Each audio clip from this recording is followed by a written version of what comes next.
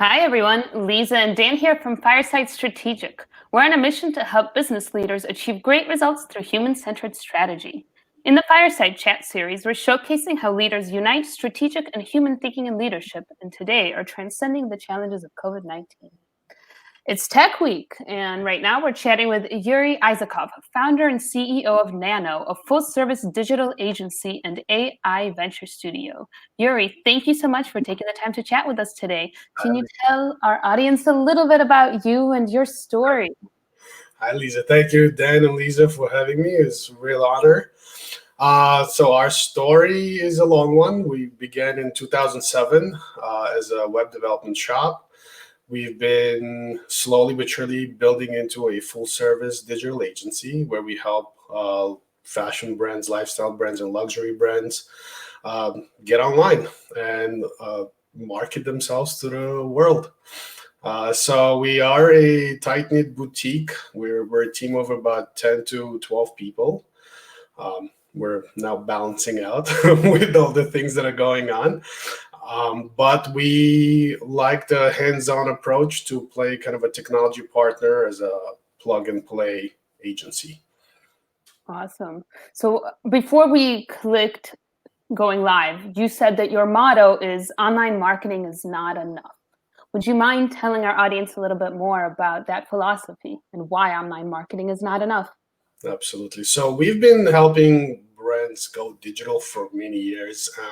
E-commerce happens to be one of our fortes, and we've helped people build beautiful e-commerce experiences over the years.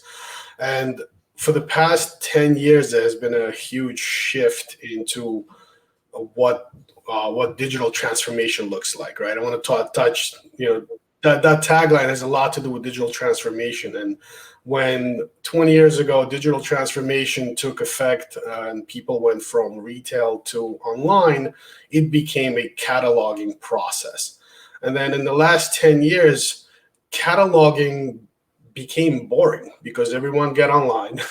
Everyone, continued to catalog, but very few brands have actually started to push a user experience, an interactive user experience. And so, when people cataloged, finally, they realized that, okay, I have a website, I have my product. What do I do next? So then they decided that they needed to go out and market. They would spend money on marketing to drive traffic. And for a little bit of time, it worked. But now, once the entire cataloging approach kind of got busy and died out, and the market became a little bit more intrigued with technology and wants more, they want a better experience. The right brands started to expand into a more interactive digital experience rather than being a catalog company. And so, a lot of people employ marketing as a spray and pray type of approach. They just spray a bunch of money and pray something comes back. And so that's why we say it's not enough to just be an online marketing. Your company has to pay attention to the audience you're going after, the messaging that you're putting out, the user experience that the customer will have when they actually interact with your brand, whether it's online or offline, and then the follow-up. Right, which means how do they get their products delivered to them? How do they get customer service provided to them? All these things are a package, right? It's like a big puzzle, and all these pieces need to be addressed individually and paid attention to individually. And if you're just focusing on marketing, you will fail. If you're just focusing on the experience, you will fail. It's putting all these pieces together. Logistics has to know what marketing is doing. Marketing has to know what sales is doing. Sales needs to know what merchandising is doing. All of these things need to coincide and work in harmony. So that's why we believe that, online marketing is just simply is not enough to grow your business. It makes sense. I'm curious to learn a little bit more about where you think these silos come from. If they're counterproductive, why do we tend to have them? So we tend to be a little bit hasty, and we want to rush right to the finish line. And so when businesses went digital, or for example, a lot of businesses are going through this right now. If you were in retail and you have not approached digital as much as you should have, or you haven't made it a primary focus, you now have no choice. With everything that's happening today, you're focused to make digital a priority, but you're behind schedule. You should have thought about it years ago, as if you have been following the trends of what's going on. And so now, how do you hurry up and create something, right? So there's a lot of automated tools out there. There's a lot of agencies that will help you get there. But it takes time. It's not, Rome wasn't built overnight, so you can't just have a digital presence done at the snap of your fingers, right? So I think it's because people are rushing, so they pick and choose their battles. And very often, I think there's a lack of a plan, which is a bigger issue. If those can take a step back and create a plan of action and know what their must-haves are, they can execute faster, smoother, at a lower risk. Yes, I agree. There's this interesting balance between planning and improvisation in marketing, and so in business building. And so on the one hand, people with no plan they're just going to do the wrong things. They're not going to be able to optimize. They're not going to be able to test as they go. On the other hand, sometimes you can overthink. You can be so focused on coming up with a plan that you're not taking enough action. And so there's this beautiful process, I find, in which you're open to letting things unfold, but you're always you always in the back pocket know that you have a plan, and you're going to want to be building on that plan so that you have systems that ensure people are over time learning the right actions to take and taking them. I agree 100%. Yuri, what's so interesting about your background and about Nano is that it seems like you're combining all these different elements in a full service studio. Can you tell us how, as one company with a fairly small team, you're able to do that? What does the team have to entail? What does your background have to entail to be able to do so much? So as I'd like to call myself a generalist, master, jack of all trades, master of some. We we try to keep our kind of our teams on a project management level. So we train project managers, and we run all projects from a project management perspective. And it's simply meaning that you need to balance the budgets, the outcomes, and the resources necessary to execute on a project. Most of our guys have, very broad experience, both in marketing, in user experience, in software development. And so, we do implement a model called shared resources, where we balance a calendar for certain projects.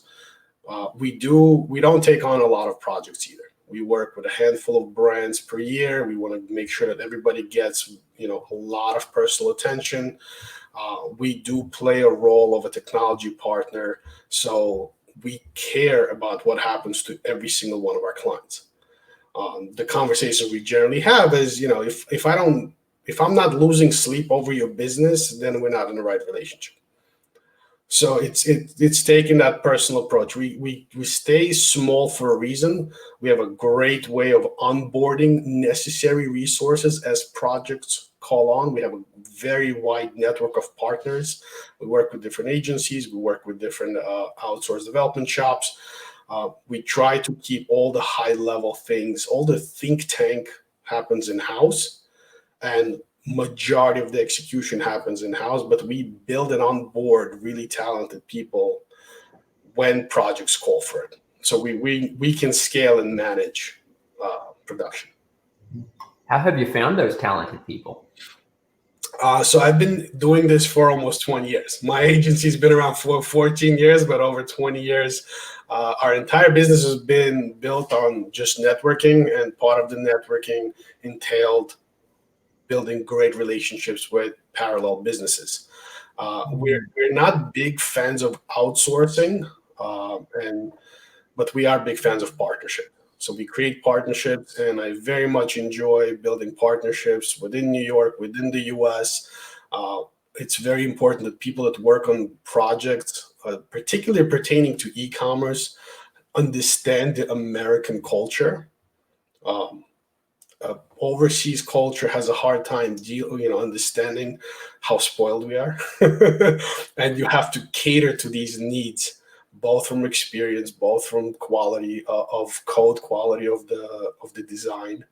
So we are aware of these facts. So building relationships with parallel marketing agencies, with parallel PR agencies, development agencies.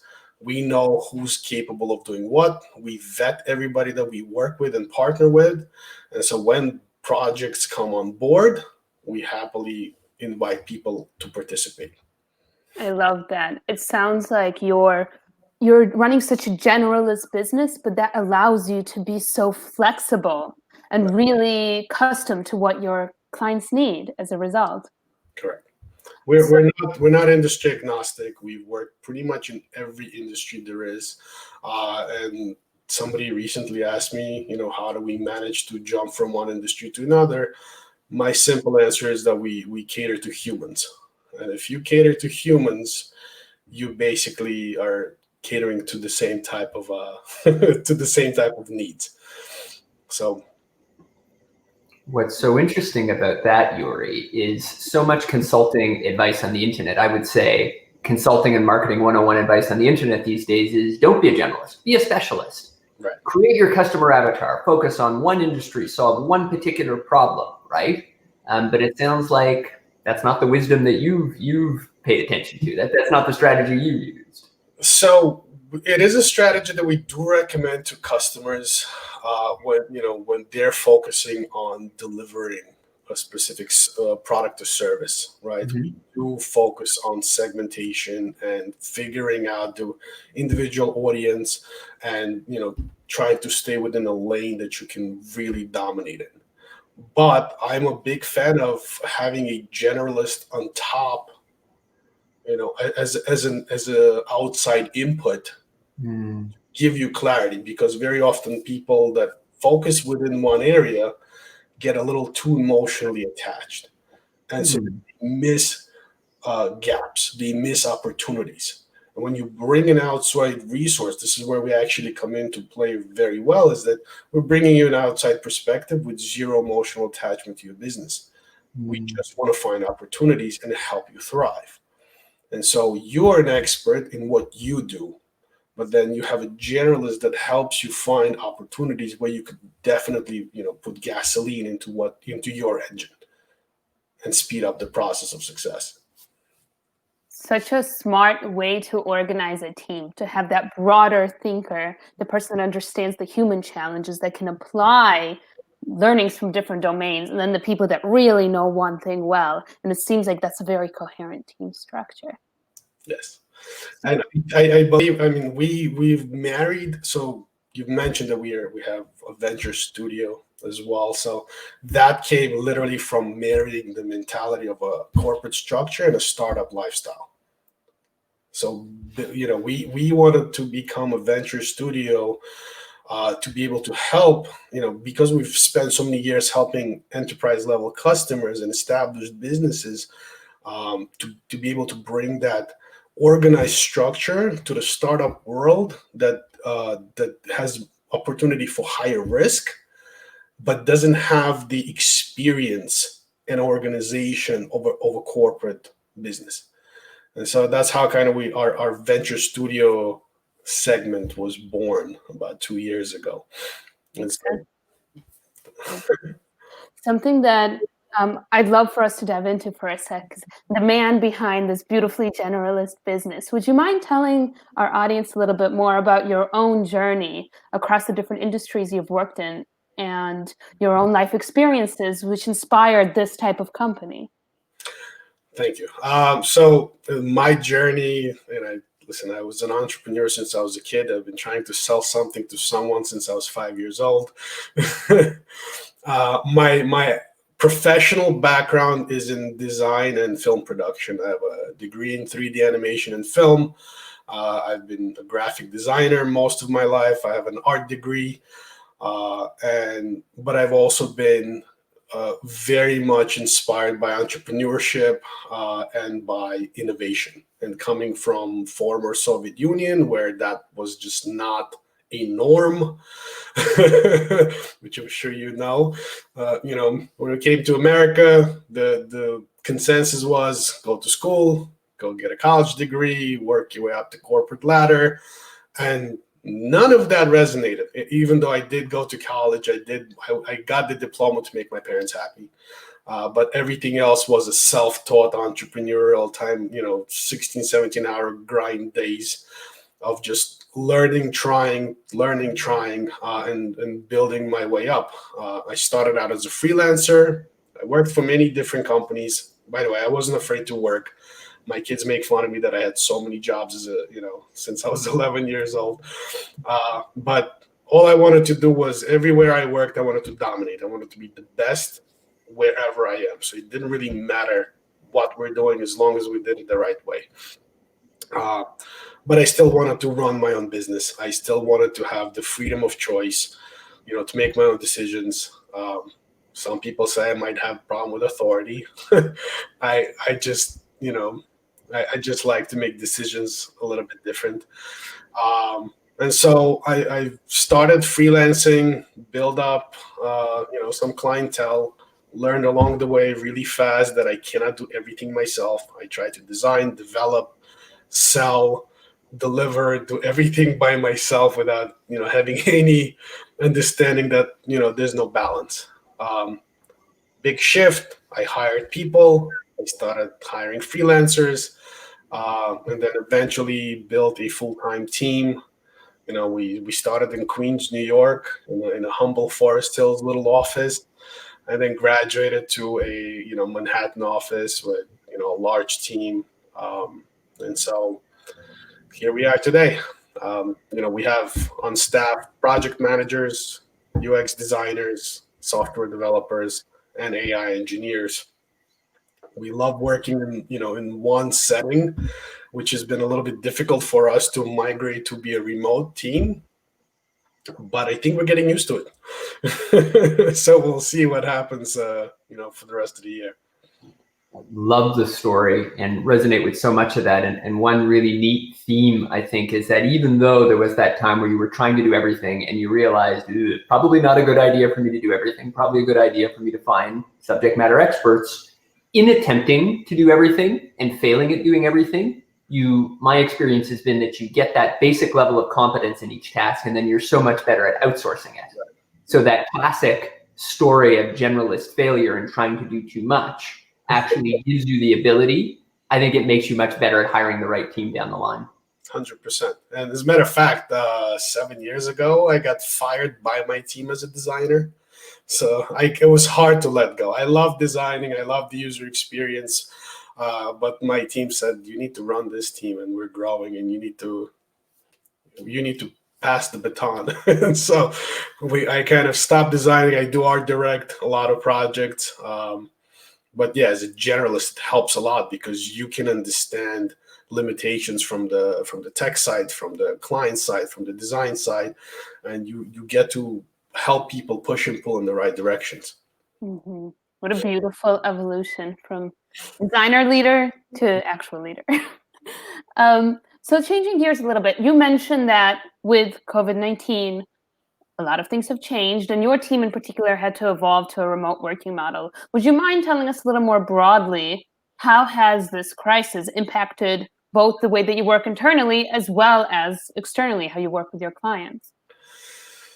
So, like I said, in all the years that we've been operating, my biggest belief was that all teams need to live under the same roof. Even though there's plenty of companies that employ remote employees and it seems to work well for them, the think tank concept of having everybody under one roof that can contribute to ideas, that can contribute to the culture, it's very important to me, to my teammates, and it was a little bit difficult for us to separate. Yes, we do morning stand-ups in Google Meet, we even started recording the conversations because we went back to being able to joke around and fun things come out of it. But it's gotten a little bit more difficult to manage projects simply because, when I used to be able to just come over to your desk and point a finger and tell you, let's do it this way, and let's experiment, let's try something else and have people's input. That immediacy kind of went away. Right now, you have to readjust the way you operate. From a client perspective, unfortunately, a lot of our clients were non-essential, so they had to close their doors, and so we had to figure out a way how else we can help them. Some we could have helped, some we couldn't. There's just absolutely nothing we could do. But surprisingly, we've actually been offering private workshops, discovery workshops, where we would spend like 2 to 3 hours with a client and truly breaking down opportunities, right? Everything that they haven't been able to think through or weren't able to commit to before, now they have the opportunity to do so. And we've actually come up with a couple of startup ideas that customers are going to be incorporating because they just love the ideas. And I think discovery workshops are just incredible. You put together a bunch of thinkers from different perspectives, designers, developers. We tell the client to bring on board their resources, 5-6 people, and we just go at it. Digital workshops. We go through the whole process of idea generation and then narrowing things down for the opportunities. So that's been helpful, and we've actually starting to record some of the educational stuff on like what type of workshops to do, how to run a workshop, and we're going to be publishing it on our YouTube channel for people to just access it and learn from. It's beautiful. One of the silver linings in this tricky moment is that instead of putting out fires constantly, instead of being busy just doing things, right, so many of us have an opportunity because we have more time to think. To really be sure that we're going to allocate time to thinking, and thinking in that long-term kind of way, thinking about new creative ideas never seems to be the highest priority. And so it's so easy to kick that can down the road. But what you've done is not only said, we're going to take time to think, we're going to make sure that we take time to think. We're actually going to systematize a process by which you can think, and it'll be really, really valuable for you. Exactly. And so through discovery, you could figure out if you have opportunities in your business, if your business even is established business, you don't need to be shut down to go through discovery. You could figure out how to deliver it better, deliver a better experience, right? To find opportunities. You can rethink your marketing approach, right? Marketing got also very generalized. People just spray and pray. They just keep pushing buttons. But marketing needs to be strategic. So if you have downtime, this is a perfect time to sit down with your team, with your marketing agency or whoever's running your marketing, and bring external references, bring external people that have nothing to do with your business, just to listen in, to give you feedback, right? That raw feedback that you're not going to get from people that are in the trenches.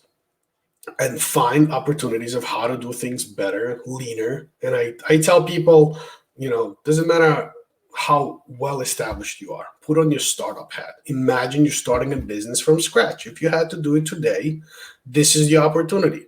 You have a very tiny budget, you have limited amount of resources, and because there's a lack of distribution, let's pretend no one knows you. That's the mindset. If no one knows you, how do you get them to get to know you? How do you get attention? What value do you bring? And so if companies start rethinking to be value-based, no matter who you are, no matter what type of company you are, even luxury companies need to think through what value can they deliver as a value-based company. That's how you drive through the noise. That's how you drive through people's fears. Right? Because there's a lot of fear out there. People are scared. People are afraid to go outside. Even if they start opening up the doors, people have been mentally conditioned for the past 2 months to be afraid and cautious, which is a problem, because breaking that habit will take another several months. Okay? and breaking fear takes a lot more work than building fear. So part of that, you need to be aware. What are you dealing with? The market is a little bit scared, but the market is also kind of fed up. So there's a balance. Market is fed up of sitting at home, not being able to have the freedom to do what they want to do, not being able to purchase, not being able to experience, not to be able to interact or communicate. Find different ways to communicate, find different ways to interact, find different ways to be in their life. If your business cannot serve in any possible way, then teach, educate, provide some sort of insight, provide updates and feedback. But if you're out of sight, you're out of mind. Your brand will get forgotten. So social media is a fantastic way to get exposure. It's pretty much free, right? And I told a bunch of companies, if you can't do anything right now, after this panic is over, after everybody goes back to work, what will you be remembered for during COVID? And so if you can't be remembered for anything useful or valuable, you will be forgotten. Because you couldn't serve me then in any possible way. I'm going to concentrate on somebody who can serve me today, because now everything is nice and calm. So that's a big change. And if I may just put in 2 more cents, I wrote a small article about this. This is actually a preview of what future of work looks like. And for the past 2 years, we've been building some products that are based on artificial intelligence and machine learning and deep learning. And I started forecasting that with robotics, AI, and automation, there will be a humongous shift in business in a positive way. However, it's going to impact people in general. It's going to impact people's way of life. Meaning, if I could automate a bunch of processes and you don't have to work 8 hours a day anymore, you're going to wind up working 4 hours a day. You don't have to travel and commute for an hour and a half into the city when you can work remotely from home, from a comfort of your own home. So a lot of work is going to be optimized and become a little bit easier. And my question at that time was, what do you do with your free time? Now, we are conditioned currently for the past 100 years to utilize our free time to indulge, because we're so used to working. You work 8 to 10 hour day, you come home, you're tired. You want to eat, you want to have a drink, you want to binge watch some Netflix show, and maybe hang out with your kids a little bit.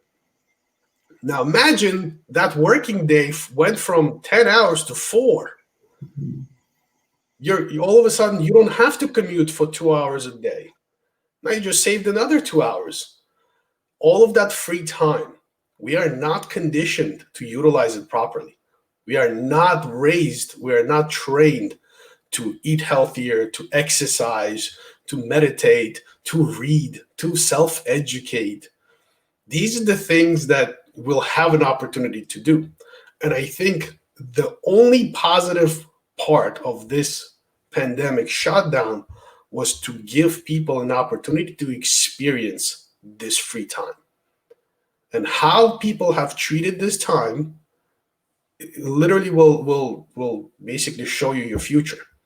If you've done nothing, then your future will kind of be, constantly dependent on the market and the economy. But if you were able to evolve and elevate yourself, your business, your process, your mindset, then the future is a lot brighter, because with automation and robotics and artificial intelligence, a lot of things will be taken care of for you, and you will have a lot more free time. So that's my 2 shekels. I just wanted to throw it out there. We enjoyed your 2 shekel soapbox. It's a lot of fun. Makes a lot of sense. Definitely an interesting insight and perspective, and actually a great segue to one of the questions we love to ask all of our guests, which is, we talk about the serious aspects of business and leadership for most of our time together, but we're also curious about how people are having fun in this challenging moment. And so for you, Yuri, you talk about your business life. What's fun for you when you're not working? Unfortunately, I am a workaholic, so I do work a lot. But my free time is basically dedicated to spending time with my kids. I have two kids. I need to make sure that they get enough attention, and obviously, kids are going crazy. They don't have enough room to run around. Um, I do try to work out a couple of times a week. I do try to meditate a little bit. Um, because you need to consistently, improve yourself. I can't say I'm doing enough. I am working on that part too, that I need to do more of both exercise and meditation. But again, it's that workaholic mentality. If I can roll over, roll out of my bed and see my PC and get back to work, like that, the commute to work before allowed me to read books and catch up on the news. Today, you just back to work. So got to break that habit as well. We did start, little by little, kind of seeing some people, right? Very close family members.